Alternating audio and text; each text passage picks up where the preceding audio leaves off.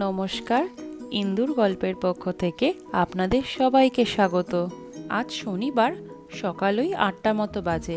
আজকে ব্রেকফাস্টের জন্য আমি বানাবো ওটসের পোহা।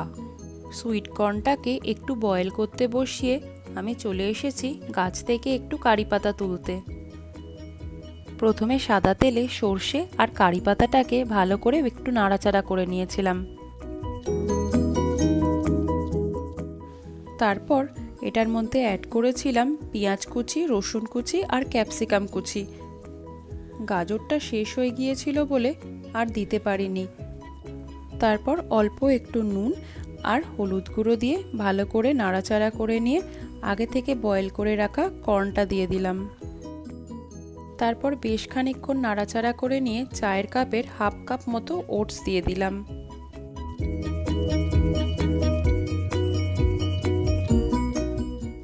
এরপর অল্প একটু জল দিয়ে বেশ খানিকক্ষণ নাড়াচাড়া করে নিতে হবে।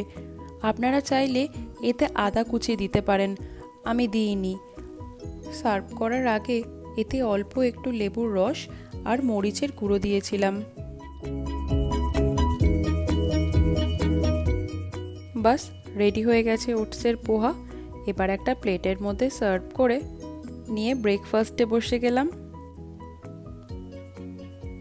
এটা হলো আমার বাপের বাড়ি। আমার বাপের বাড়ি প্রায় 120 বছরের পুরনো, সেই জন্যে মাঝে মধ্যেই মেরামতির কাজ করতে হয়। এবছর ফার্স্ট ফ্লোরে রঙের কাজ করানো হচ্ছে। ঘর দুটোতে রঙের কাজ কমপ্লিট হয়ে গেছে, কিন্তু জিনিসপত্রগুলো খুব অগোছালো হয়ে আছে।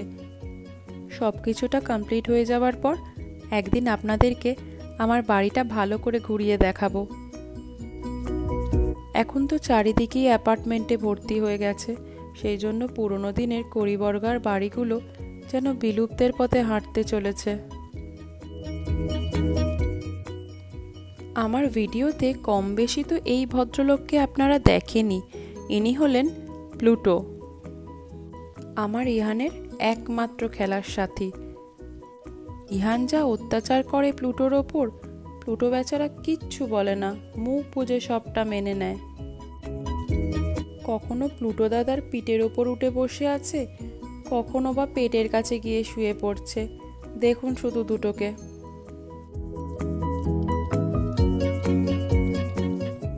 এত অত্যাচার সহ্য করার পরও প্লুটোর ভাই যদি একটুও চোখের আড়াল হয়, তখন কান্নাকাটির আর শেষ থাকে না।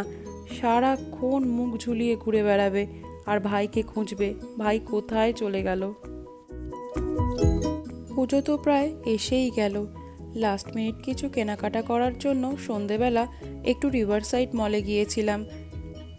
রিভারসাইড মলের সামনেটা অনেকটা জায়গা আছে, ওখানে একটু মেলা মতো বসেছিল।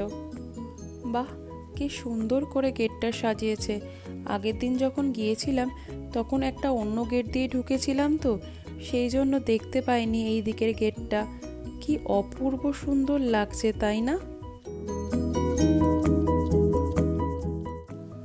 চলুন তাহলে আমি এবার যাই, একটু কেনাকাটাগুলো শেষ করি। মায়ের এই মূর্তিটা তো আপনাদেরকে আগের ব্লগে দেখিয়েছিলাম। মায়ের মুখের দিকে তাকালে যেন চোখ সরানো যায় না। কেনাকাটা করে বেরিয়ে একটু ফুচকা খেতে গিয়েছিলাম আমাদের হাওড়ার ডুমুরজলা স্টেডিয়ামে। প্রায় 1 মাস পর ফুচকা খেলাম। কি যে শান্তি লাগছে সে আর মুখে বোঝানো যাবে না। হাওড়ার এই স্টেডিয়ামটায় বিভিন্ন রকমের স্পোর্টসের জায়গা আছে, আর সন্ধেবেলা এটা একটা ফুড হাব হয়ে যায়। চলুন তাহলে এবার আমি বাড়ি ফিরি। আজকের ভিডিওটা তাহলে এখানেই শেষ করছি। যদি আমার ভিডিওটা ভালো লেগে থাকে প্লিজ আমার চ্যানেলটা সাবস্ক্রাইব করে দেবেন, আর লাইক, কমেন্ট, শেয়ার করতে ভুলে যাবেন না যেন।